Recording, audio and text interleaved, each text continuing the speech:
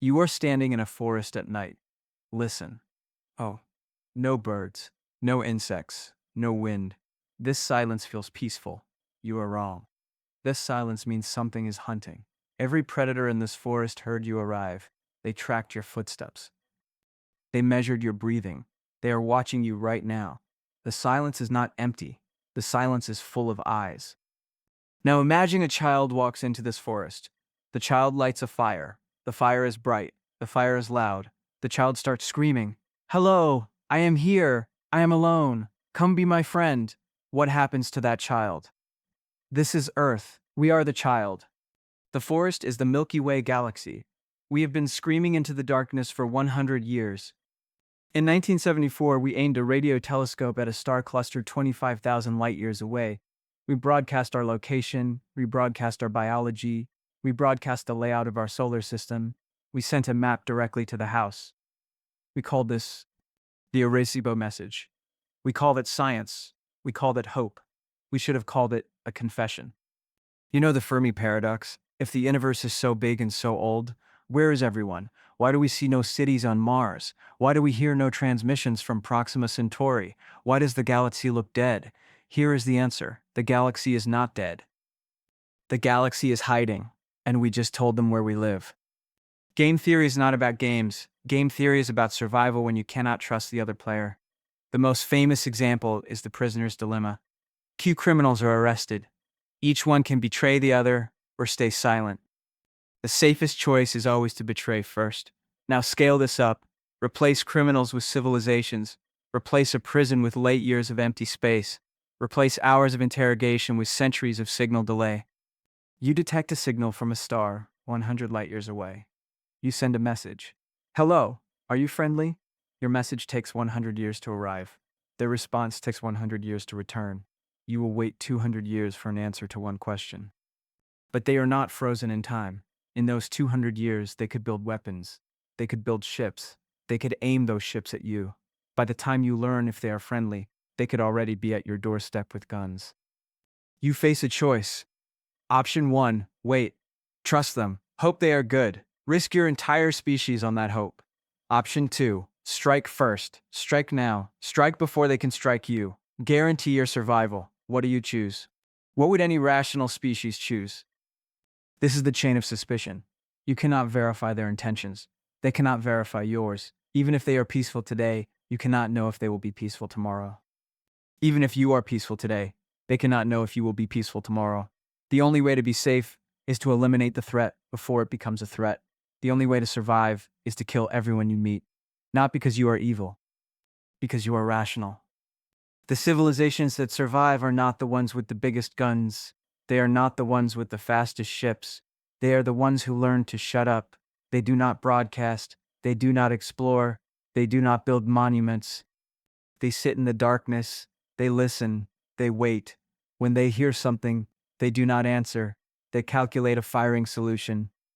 You are a cleaner civilization. Your sensors detect a radio transmission from a G-type star 500 light-years away. The transmission contains images. The images show biological entities. The entities have built primitive technology. They are broadcasting their location. You do not debate. You do not investigate. You do not send diplomats. You load the gun. The weapon is not a Death Star. The weapon is not an invasion fleet.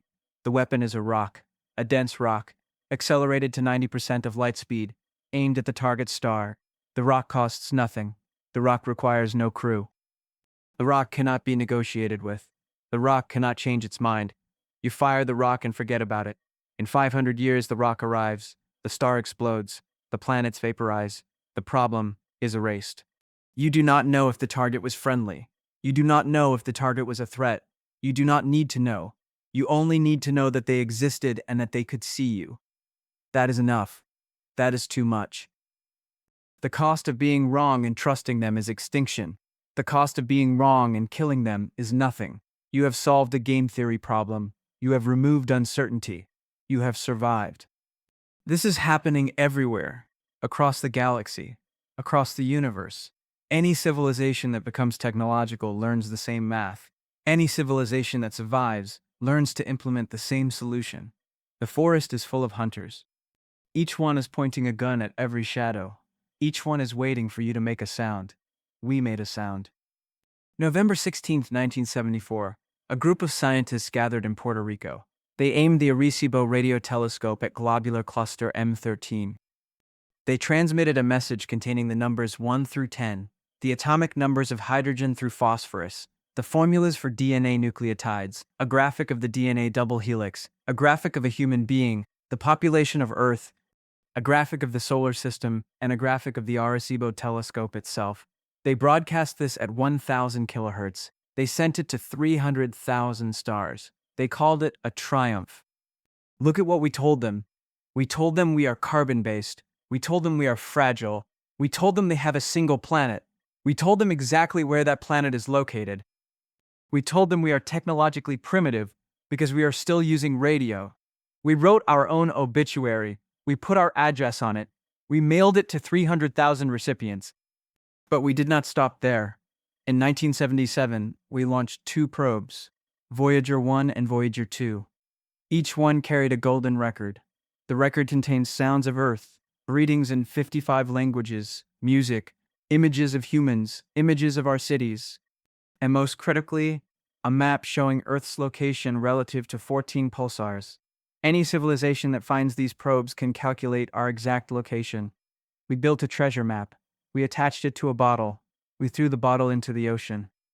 We assumed only friends would find it. The Arecibo message was deliberate. The Voyager probes were intentional. But we have been leaking signals since we invented radio.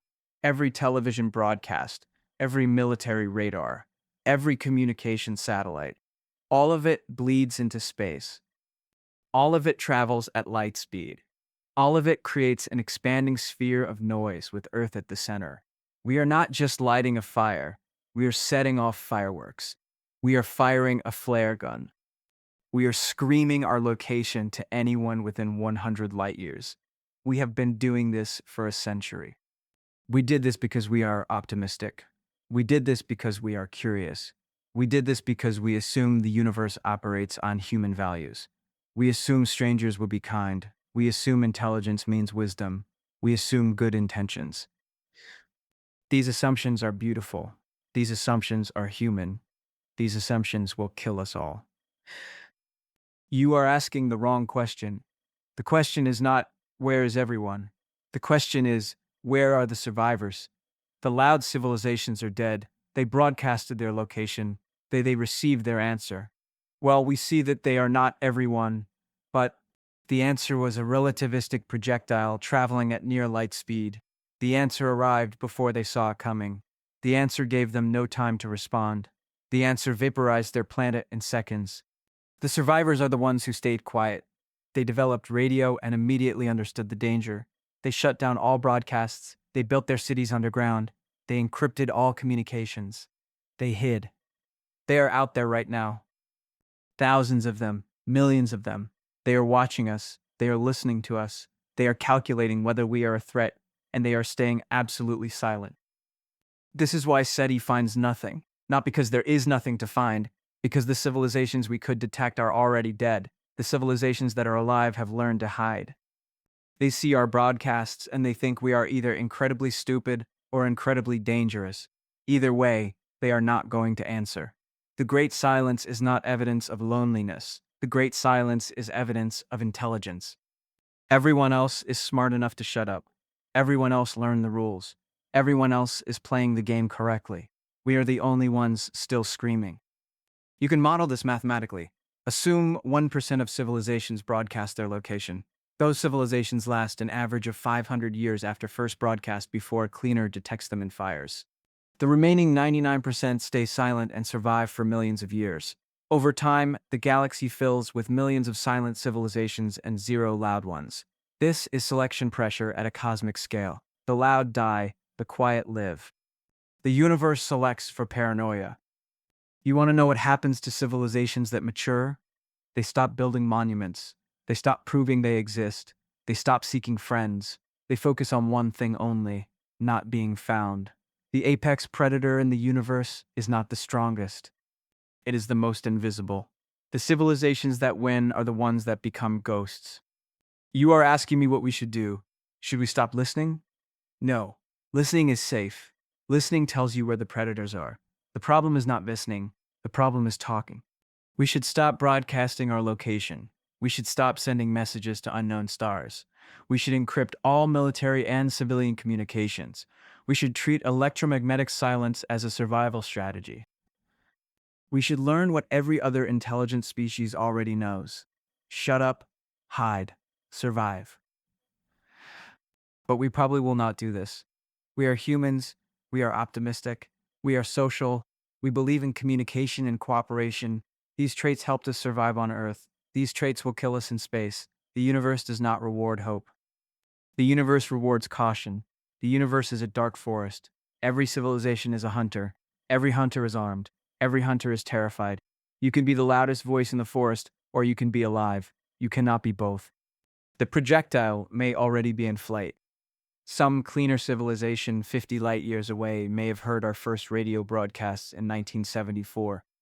They may have fired immediately. The projectile may arrive in 2024. We would not see it coming. We would not have time to react. One moment we are here, the next moment we are vapor. Or maybe we get lucky. Maybe we are in a quiet neighborhood. Maybe the closest cleaners are too far away to care. Maybe we have time to learn, time to adapt, time to join the survivors. But that time is running out. Every second we broadcast, we narrow the odds. Every transmission is a countdown. Every signal is a confession. So, look up at the night sky. It looks empty. It looks peaceful. It looks like an invitation. It is not empty. It is not peaceful. It is not an invitation. It is a forest at night, and we're the only ones making noise. In the dark forest, hell is other people. The question is whether we learn this lesson in time, or whether we become another red X on a map that no one will ever see. The forest is listening, the hunters are watching, and we are still screaming.